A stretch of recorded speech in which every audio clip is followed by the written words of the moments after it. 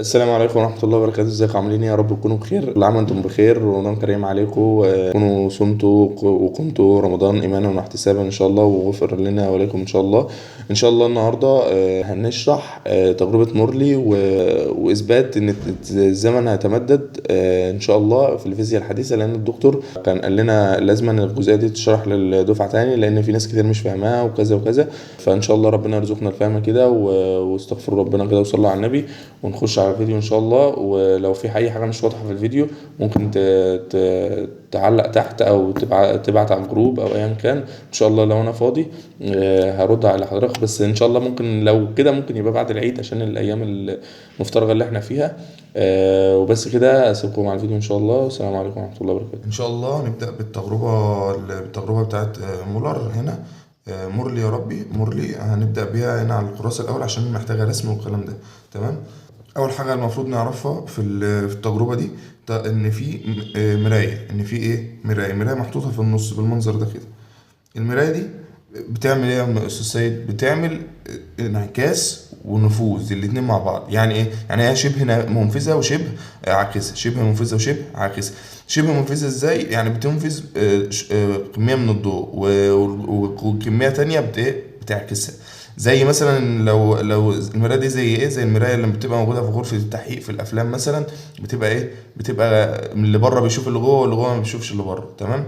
فجزء منها بيعكس الضوء وجزء منها بينفذ الضوء. عندنا هنا كده على الموازية كده بتاع ده مصدر للضوء، مصدر للضوء.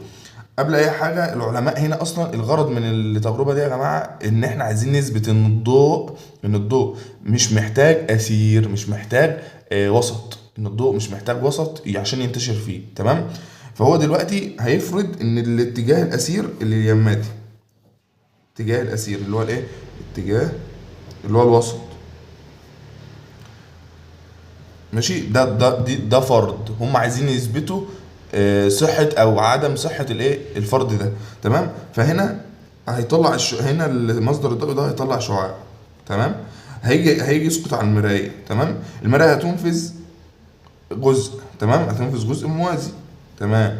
توصل هنا لايه، يعني لمستقبل او مراية تانية. هنا مراية تانية بتستقبل الضوء. تمام. ماشي. طب والجزء اللي هينعكس يا استاذ سيد هيمشي كده. ماشي. وهيجي هنا على مراية برضو ايه، تعكسه. هنا برضو مراية ايه، تعكسه. يبقى ده شعاع موازي، وهنا شعاع عمودي. تمام. تمام. المرايه دي احنا قلنا جزء منها الوش مثلا اليمادي، الوش ده بينفذ الضوء، الوش ده بينفذ الضوء، والوش التاني بيعكسه. زي المرايه اللي انا بقول لك انا بشوف اللي انا بقول لك بتشوف من بره وما بتشوفش من جوه. تمام. يبقى انا عندي هنا الجزء ده هيعكس الضوء، هيعكس الضوء ماله، هيعكس الضوء اللي ساقط عليه ماله عمودي، هيعكسه عمودي. ماشي. هيقوم راجع تاني. فهنا الجزء ده اللي كان بينفذ، يعني الوش ده هو اللي بينفذ، اللي اليمادي ده كده بينفذ. الوش اللي اليمادي بيعكس. فهيجي هنا هيقوم ايه، يعكس كمية كبيرة من الإشعاع الضوئي، كمية كبيرة من الإشعاع الضوئي هيعكسها، وكمية قليلة جدا هتنفذ ايه على يعني في الطريق الموازي. كمية قليلة جدا لأن الوش ده هو الوش العاكس. تمام. هي عشان الوش اللي اليمادي بتاع المرآة هو ايه، الجزء العاكس. تمام. طب واللي اليمادي يا استاذ سيد ده كان جاي كده، فهينعكس برضو عمودي.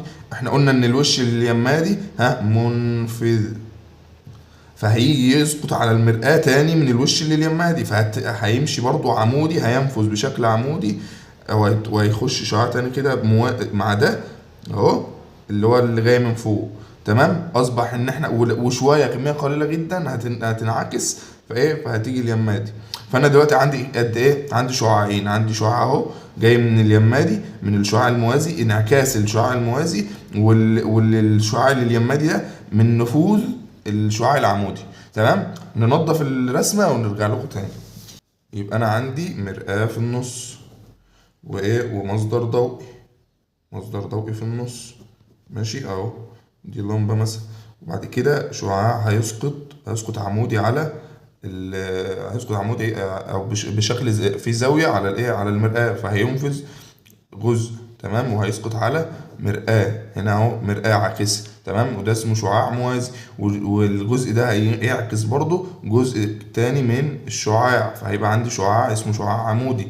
فالشعاع الموازي والشعاع العمودي دول هيرتدوا تاني، لان في هنا مرايتين، المرايتين دول هيعكسوا الشعاع عمودي. قلنا ان الجزء اللي اليمادي الوش ده عاكس، تمام، والوش اللي اليمادي منفذ،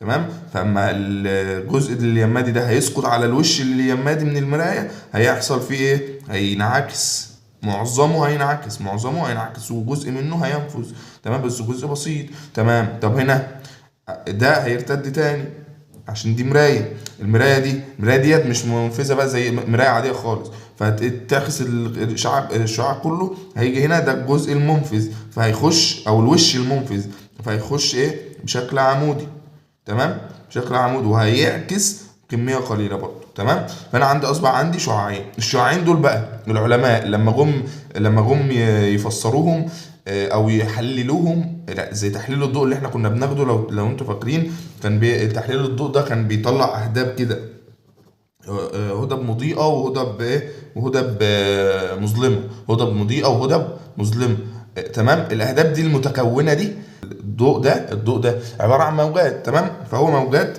عامله كده، الموجات عامله كده، تمام، دي الموجات، عذرا المفروض الخط ده يكون مستقيم، تمام، يبقى دي الموجات.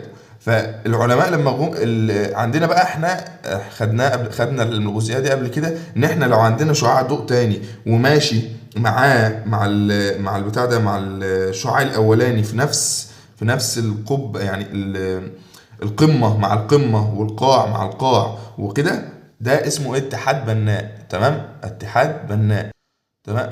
تمام، فيبقى بناء. طب لو العكس يا استاذ سيد، يعني لو هو مثلا بالمنظر ده، يبقى ده هدام، هيعمل لي ايه؟ هيعمل لي هدب مظلمه، او هتلاقي الشكل مش واضح، تمام.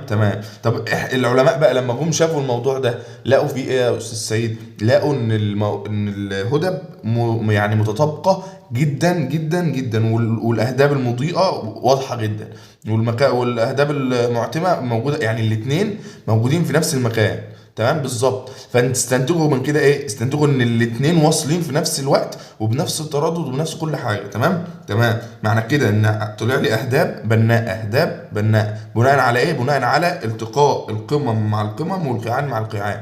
طب ده معناه ايه؟ معناه ان الضوئين ده الشعاعين ده وصلوا بنفس سرعه الموجه عشان يتحدوا، فاصبح ان سرعه الضوء هنا واحده ثابته، سرعه الضوء ثابته. والوسط بقى هل هيأثر؟ طب ماشي، هنعرف بقى الوسط ده بيأثر ازاي. جربوا التجربه دي في حتت كتيره، على زي ما احنا قلنا، في معامل، في اوض فراغيه، وعلى الفضاء، وفي منطقه مفتوحه ومنطقه مغلقه والكلام ده كله. لقوا ان ان المكان اللي احنا افترضنا ان فيه اتجاه اسير اليمادي، ان الاتجاهات دي كلها في الفراغ او غير فراغ او الكلام ده كله مش بتفرق بشكل كبير في سرعة الضوء اللي وصل، تمام. يا رب تكون الجزئية دي واضحة.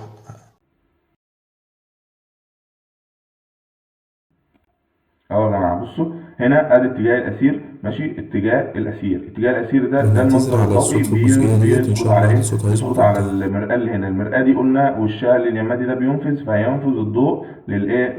للشعاع الموازي ده. الشعاع الموازي ده ارتد تاني، فهينزل على السطح العاكس، هيجي للايه؟ للمراقب، ده اسمه المراقب او الراصد، تمام. طب واليمادي هينعكس وهيجي ينفذ ويروح للمراقب، فاصبح عندي شعاعين من اليمادي، شعاعين منين؟ من اليمادي. فالمراقب اللي احنا قلنا بقى، اللي هو احنا هنشوف اهداب التداخل، واهداب البناءه، او البناءه، او اللهم صل على سيدنا محمد الهدامه، تمام، هتختلف ولا لا. وفعلا لقوا ان مهما جربوا في اي مكان، المكان ايه، الاثير ملوش ايه، ملوش دور. ما الفائدة من ذلك؟ توقع العلماء عند دوران التجربة بالنسبة للأسير، فإن إنه يحدث تغير في الأهداب المتكونة نتيجة للتداخل بين الأشعة الضوئية والاختلاف الزمن اللي هم بيوصلوا فيه. مش احنا قلنا الزمن لو هم ما وصلوش في نفس الوقت بالظبط الأهداب مش هتكون متكونة، بحيث تحل الهدب المضيئة مكان الهدب المعتمة والعكس. يعني ايه؟ يعني المكان هنا هدبة مضيئة وفوقيها هدبة هدبة معتمة، فالشكل ما يبقاش واضح. انما هم وجدوا ان ان الفرق الزمني ان الفارق الزمني لرحله الذهاب والعوده للشعاعين اللي هم دول الذهاب والعوده. ما هو ده شعاع طلع فانقسم لاثنين، رحله الذهاب والعوده اللي هي دي والرجوع تاني، وانها تروح هناك وترجع تاني وتوصل للمراقب، الاثنين نفس السرعه، الاثنين نفس السرعه، بس تعتمد على سرعه الارض بالنسبه للاسير، وعلى اعتبار ان الارض تسير بالنسبه للاسير وسرعتها ماشي، وعلى كون المتوقع ان تختلف فان يكون المتوقع ان تختلف سرعه شعاع الضوء الذي يوازي اتجاه الاسير. ما هو اتجاه الاسير ده بيأثر في السرعه، يعني اتجاه لما يكون موازي فكأنه بيزقه. طب لو هو مش موازي، لو هو بتاع ده مش موازيه، فبيكون ضده مثلا او عمودي زي كده، فهيكون الزمن هيتغير. تختلف سرعة شعاع الضوء الذي يوازي اتجاه الأسير عن الشعاع العمودي عليه. كان الربع أنها غير متوقعة. إن هما كانوا غير متوقعين، والكلام ده نظري معظمه. تمام. فأهم حاجة إحنا نكون فهمنا التجربة بتتكلم عن إيه، والدكتور كان بيتكلم عن كده برضو، إن إحنا نكون فهمناها. بس الدكتور لما ركز على الشرح بتاع التجربة عشان الناس تفهم التجربة عليه. وأظن لو أنتوا قرأتوا يعني الحتة دي مش هيكون عندكم مشاكل خالص مع في الفهم، لأنكم فهمتوا التجربة الأساسية. تمام. بعد كده يا أستاذ منك ليها عندنا هنا عندنا النظرية النسبية الخاصة. النظرية النسبية الخاصة بتعتمد على 3 حاجات. تمام. 3 حاجات اللي هم الزمن والطول والكتلة. الزمن والطول والكتلة. الزمن قلنا الزمن في النسبية بيتمدد. الزمن بيتمدد، يعني انت لو ماشي بسرعة الضوء فالزمن بتاعك بيتمدد. يعني انت الدقيقة اللي بتمشي في الوقت، يعني انت لو انت ماشي بسرعة عادية فعدى عليك دقيقة، انت الدقيقة دي مش هتبقى نفس الدقيقة اللي بتعدي عليك وانت ماشي بسرعة الضوء، فعشان كده الدقيقة دي بتتمدد. تمام. فعندنا التمدد الزمني ده بالنسبة لأول حاجة احنا قلنا الزمن. الطول بيقل او بينكمش. تمام. الطول بينكمش، والكتلة بتنكمش هي كمان. تمام. فالدكتور كان قال لنا ان احنا عندنا اثبات ان التمدد الزمني ده، عايزين نثبت ان الزمن بيتمدد. فدي الجزئيه اللي بعدها ان شاء الله، ان احنا هناخد اثبات. دي تجربه اسمها تجربه القطار لاينشتاين. ان الزمن بيتمدد. تمام. الزمن بيتمدد ازاي؟ عندنا انا المفروض ارسم. المهم نتخيل معانا، بس هي مش انت لو تخيلت ان شاء الله هتفهم اكتر، بس لو ما تخيلتش القانون واضح برضو. احنا دلوقتي عندنا مراقب جوه القطار ومراقب بره القطار. ادي المراقب اللي جوه القطار ماشي، او ده المصدر الضوئي يا ربي، ده المصدر الضوئي، وفي جنب المصدر الضوئي مراقب ماشي. وعندنا فوق في سطح القطار موجود مرآة عاكسة، وفي ارضيه القطار مرآة عاكسة هي كمان. تمام قوي. فانا عندي دلوقتي المراقب اللي جوه والمراقب اللي بره. المراقب اللي جوه، انا دلوقتي المراقب اللي جوه ده انا هضرب شعاع ضوئي في السقف. تمام. فالمفروض ان المراقب اللي جوه هيشوف سرعه الضوء عادي، او الزمن بتاع سرعه الضوء عادي، او زمن رحله وصول الضوء لعينيه عادي. طب واللي بره الزمن بتاعه هيتمدد. يبقى انا دلوقتي عندي مراقب جوه ومراقب بره. طب انا باخد التجربه دي ليه يا استاذ سيد؟ انا عايز دلوقتي اعرف الزمن هيتمدد بالنسبه لجسم ساكن خارج القطار، وجسم متحرك داخل القطار بنفس سرعه القطار. تمام. يبقى انا دلوقتي عايز اجيب علاقه بين زمن وصول الشعاع الضوئي للي بره القطار وزمن وصول الشعاع الضوئي للي جوه القطار. تمام. يعني انا دلوقتي قاعد جوه القطار، فانا عايز اعرف العلاقه بين الزمن بتاعي اللي انا هشوف فيه الضوء وعلاقه الزمن بتاع المراقب اللي بره اللي هو الساكن. تمام. ده الهدف من الكلام ده. تمام ماشي اهو. حتى تلاقينا هنا في الاخر معادله، وصلنا لمعادله فيها تي وتي داش. تي وتي داش دي اللي هي التي بتاعت المراقب الساكن، والتي بتاعت المراقب بتاع ده المتحرك داخل القطار. اول حاجه انا عايز اجيب التي، فما عنديش الزمن، ما هو انا ما فيش اي ازمنه خالص في الشكل. تمام. فانا عندي هنا المسافه دي المثلث ده بيعبر عن ايه يا استاذ سيد؟ دي نقطة انطلاق الشعاع الضوئي، ودي نقطة انتهاء الشعاع الضوئي. تمام. دي الرحلة بتاعت الشعاع الضوئي. تمام. فأنا عايز أجيب زمن الرحلة. فأنا ما عنديش زمن رحلة، بس أنا عندي مسافة، عندي ممكن أشتغل على المسافات. عندي هنا من نقطة انطلاق الشعاع الضوئي، ودي نقطة انتهاء الشعاع الضوئي. ماشي. فأنا عندي سرعتين موجودين في الليلة دي كلها، سرعة الضوء تمام وسرعة القطار، سرعة الضوء وسرعة القطار اللي ماشي يعني. سرعة الضوء هنرمز لها برمز سي. طب مالكوش دعوه بالتي على الاثنين، ده هنشرحها دلوقتي. طب والفي اللي هو سرعه القطار الافقيه. تمام. سرعه القطار الافقيه. طب والال دي يا مستر سيد؟ هي المسافه بين سقف القطار وارضيه القطار. تمام. طب انا دلوقتي انا معيش انا عايز اجيب زمن اصلا. انا ايه علاقتي بالسرعه؟ هاجي اقول لك ان السرعه المسافه، لو انا خدت مثلا القانون بتاع السرعه بتساوي المسافه على الزمن. القانون بتاع السرعه مسافه على زمن. فانا عايز اجيب المسافه هي في طرف لوحدها، فانا عايز اجيب المسافه لوحدها هضرب في الزمن السرعه في الزمن، يبقى المسافه بتساوي السرعه في الزمن. دي السرعه بتاعت الضوء اللي هي نرمز لها برمز تي. والزمن احنا قلنا ان التي دي زمن وصول الزمن الكلي للرحله بتاعت الشعاع الضوئي من اول انطلاقه لحد انتهائه. تمام. فانا انا دلوقتي هل انا هحسبها بفيثاغورس اللي هو المثلث القائم والكلام ده. فانا دلوقتي هجيب ال اهي، ده المنطقه العموديه على الارضيه اللي هي عشان نقوم زاويه قايمه. فانا دلوقتي الحته لحد هنا، يعني لحد هنا بالظبط بتديني نص الزمن. يبقى انا هضرب عشان اجيب المسافه اللي هي دي، الجزء ده عشان اجيبها هعمل ايه؟ هضرب السرعه اللي هي الثابته بتاعه الضوء في نص الزمن، نص زمن رحله الضوء اللي هو النص اللي اليمادي. ونفس الكلام هنا، انا عندي سرعه رأسيه. تمام.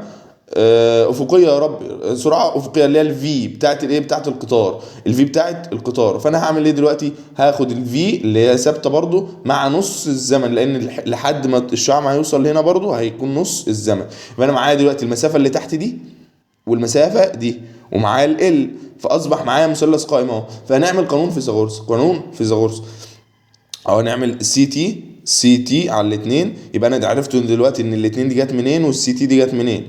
اس 2 بتساوي اللي هو الوتر بتساوي جمع الضلعين التانيين، او في تي على الاثنين اس 2 اللي هو ده الضلع ده في ال داش قصدي زائد ال داش تربيع عشان اجيب المسافه بتاعه الضوء ده، المسافه بتاعت القطر ده.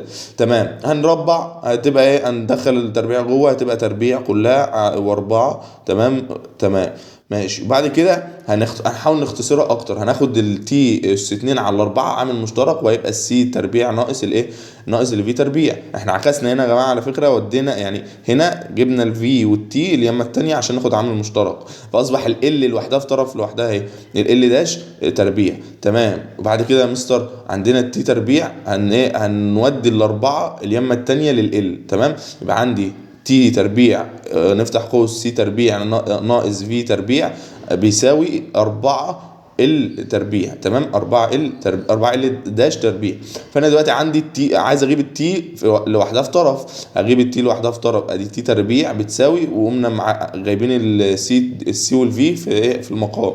هنيجي هنا عمل ايه بقى؟ تي تربيع هنا خد التربيع بتاع ال، وهنا خد السي عامل مشترك، قسم على السي تربيع. هنا خد السي تربيع عامل مشترك، فهنا السي تربيع دي راحت مع السي تربيع بقت واحد، وهنا قسم على الفي تربيع على السي تربيع. تمام. مفهومه؟ تاني عندنا هنا اللي عمل ايه في القوس اللي تحت ده، خد السي تربيع عامل مشترك، خلى دي، فالسي تربيع لما تاخد عامل مشترك هتطلع بره وهنسيب مكانها واحد، وهنا هتبقى في تربيع على سي تربيع. تمام. هنا الفي تي تربيع اس 2 تي تربيع يا رب بتساوي 2 ال داش، وعمل ايه؟ طلع السي ديت ايه فوق، ما هو المقام يعني كده كده هي في المقام. تمام. فطلعها فوق. ماشي، طلعها فوق. بعد كده خد جذر للبتاع كله. ركزوا معايا، السي دي جت ازاي؟ السي دي هي اللي تحت. ماشي ماشي. وبعد كده خدت جذر للمعادله كلها، التي تربيع بقت تي، والال والاثنين والاربعه الاثنين ال داش تربيع بقت ايه 2 ال بس، والسي بقت سي بس، والجذر تنى على الايه على الحته اللي تحت من المعادله اللي فوق دي. التي داش بتساوي 2 ال على سي، 2 ال على سي اللي هو ايه تاني. بص صلوا على النبي، احنا عندنا دلوقتي سرعه للمراقب وسرعه لايه، سرعه لايه للمراقب الخارجي والمراقب الداخلي. تمام. دي رحله مين؟ دي رحله المراقب الخارجي، دي رحله اللي هي الشعاع ده ماشي كده عشان يوصل للمراقب الخارجي. فانا عندي التي داش دي هي الزمن بتاع مين؟ الزمن بتاع المراقب الداخلي بقى، مراقب الداخلي اللي هو داخل ايه، داخل القطار. ماشي.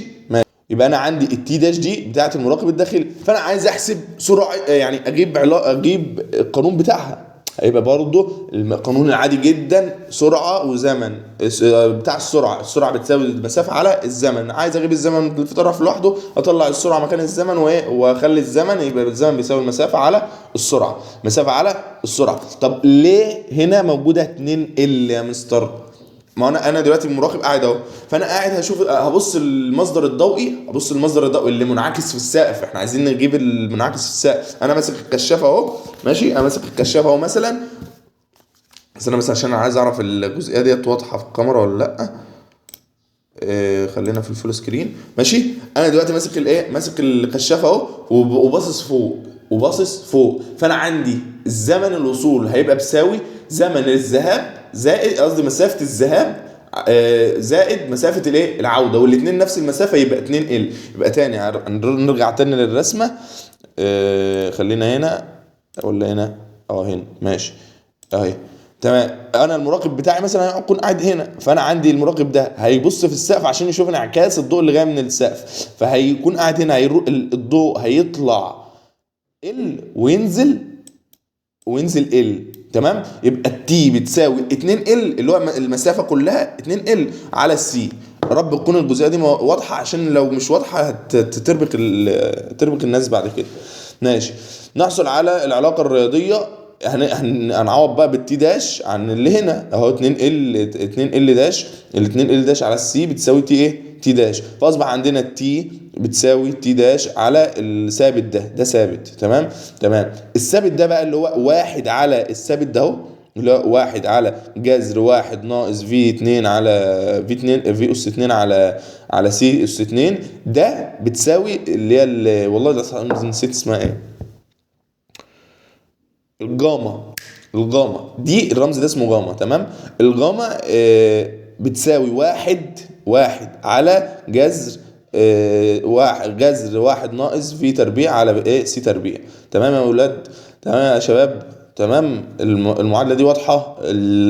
يا رب تكون، يعني اللهم ارزقنا الفهم. وصلوا على النبي تاني، ولو ما فهمتهاش عيدها تاني ان شاء الله، وهتلاقيها واضحه ان شاء الله. ماشي. هنا بقى الكلام النظري ده بيقول لك ان التي اكتشفنا ان ايه بقى، ما هو بص صلوا على النبي. هنا عندنا الفي دي قليله جدا، صح ولا انا غلطان؟ قليله، يعني قليله مش جدا بالنسبه لمين؟ بالنسبه لسرعه الضوء. سرعه الضوء يعني 3 في 10 اس 8، فهي في 3 في 10 اس 8 دي في المقام. فاصبح العدد اللي هو الجاما، الجاما ده كبير جدا. عدد الجاما كبير جدا، اللي هو قيمه الجاما كبيره جدا. فالتي بتساوي عدد كبير جدا في مضروب في التي داش اللي هو مين؟ الداخلي. التي داش دي زمن المراقب الداخلي، والتي العاديه زمن المراقب الخارجي. فاصبح المراقب التي اللي هي العاديه اكبر من التي داش، اكبر من التي داش بكتير عشان الجاما ثابت، الجاما ثابت، فهي دايما بتبقى اكبر من الواحد، عشان كده التي اكبر من التي داش. تمام اهو، فاصبح ان السي اصلا، عشان الكلام ده حصل ليه؟ عشان السي اكبر بكتير من الفي، اللي هي السي بتاعت سرعه الضوء وسرعه الايه، القطار. تمام. مرايتين وده مصدر ضوئي طالع من عند الايه، من عند المرايه رقم واحد. فانا حركت الاثنين كده مع بعض. تمام ماشي. اصبح عندي ال دي بقت ال زائد التي، الفي تي اللي هي دي ايه، الفي تي اللي هي المسافه بتساوي السرعه في الزمن، في قانون السرعه العادي. تمام ماشي. يبقى انا عندي هما الاثنين اتحركوا مسافه ايه، المسافه دي. تمام. فاصبح عندي احنا ما هو كده الضوء قطع دي، صح؟ الضوء قطع دي، الفي تي واحد معانا. تمام. طب والال اللي هي اللي لسه المسافه ثابته ما بينهم، وهكذا بقى. تمام. دي معادلات جمع وطرح، هو الدكتور قال لي كده، قال المعادلات دي سهله جدا اهو. يعني السي اللي هو سرعه الضوء، المسافه اللي بيقطعها يا رب، دي المسافه اللي هيقطعها الضوء ماشي، بتساوي ال زائد في تي اللي هي دي. تمام ماشي. بعد كده هنعكس العكس الاشاره، اصبحت الفي تي دي ناقص سي تي ناقص الفي تي بتساوي ال اللي هي المسافه الثابته دي. ماشي. هناخد التي عامل مشترك، فاصبح الايه، التي السي ناقص الفي لوحدها، وهنوديها اليمه الثانيه عشان نجيب الزمن في طرف لوحده، فاصبح عندنا قانون بالشكل ده. ماشي. بعد كده اللهم صل على سيدنا محمد. معلش يا جماعه ان يعني بصوا، هو الدكتور بس كان يعني قال عايزين نفهم المبدأ العام، ولو الدكتور قال انها هتبقى علينا ان شاء الله برضو، يعني ممكن ايه اراجعها، لان انا ما رجعتهاش الصراحه. راجعها ونشوف الدنيا فيها ايه. بس الجزئيه برضو اللي الدكتور نوه عليها، عندنا هنا ال وصلنا. بصوا يا جماعه هنا للتي نفس الكلام اللي فوق، التي بتساوي ال داش 2 ال داش، نفس القانون اهو. تمام. هنيجي بقى هنا شوفوا العلاقه هنا تبقى مختلفه. عندنا العلاقه اللي فوق الثابت ده موجود فين؟ في المقام هنا. طب عشان الثابت اللي فوق ده موجود في المقام، الزمن تمدد. طب هنا عشان موجود في البسط، او يعني طردي، علاقه طرديه، فالزمن قصدي الطول هينكمش. فانا عندي هنا اهو الشايف برضو من الموضوع، الدكتور نوع على الحته دي، قال لك هنا احنا دي المعادله بتاعت ايه، دي المعادله اللي موجوده فوق في الزمن. تمام. دي المعادله اللي موجوده في الزمن لما شلنا هنا التي، اصبح عوضنا هنا بالتي داش. تمام. فهنا مش هنعوض بالتي داش عشان احنا مش عايزين الايه، مش عايزين الزمن. تمام. فعايزين نجيب ال بقى في طرف لوحدها. المهم الشاهد برضو من الموضوع او نهايه الموضوع، ان ال بتساوي ال داش في الثابت اللي هو بتاع الجاما فوق، لو انتوا فاكرين. فالجاما فوق لما كانت في المقام، او الثابت ده لما كان في المقام حصل لي ايه، حصل لي تمدد للزمن. طب هو دلوقتي في البسط يبقى حصل انكماش، يعني اعكاس خلف خلاف. تمام ماشي. والدكتور نبه جدا ان هو مش محتاج في المسائل دي كلها الا المساله دي، هيكتفي بالمساله دي. تمام. اللي هي اثبات السرعه بقى، اثبات ان السرعه بتتغير والكلام ده. فهنحفظ الثلاث خطوات دول بس. تمام. هو المثال ده هيكون ان شاء الله الدكتور يجيبه لنا وهنحله بالثلاث خطوات دول بس. تمام. مش محتاج حاجه يعني ان شاء الله. وسبحانك اللهم وبحمدك، اشهد ان لا اله الا انت، استغفرك واتوب اليك. ورب دعوه كويسه من حضراتكم كده، وربنا يوفقنا جميعا. والسلام عليكم ورحمه الله وبركاته. قصدي عايز اجيب الزمن في طرف لوحده، انا اسف، عايز اجيب الزمن في طرف لوحده، فهنزل السرعه تحت واطلع الزمن فوق. تمام. يبقى الزمن بيساوي اه ايه ده، لا ازاي السرعه تساوي مسافه على الزمن، لا مسافه يا لا. ماشي. صح ولا انا غلطان؟ واحد ناقص خلافة هتكبر.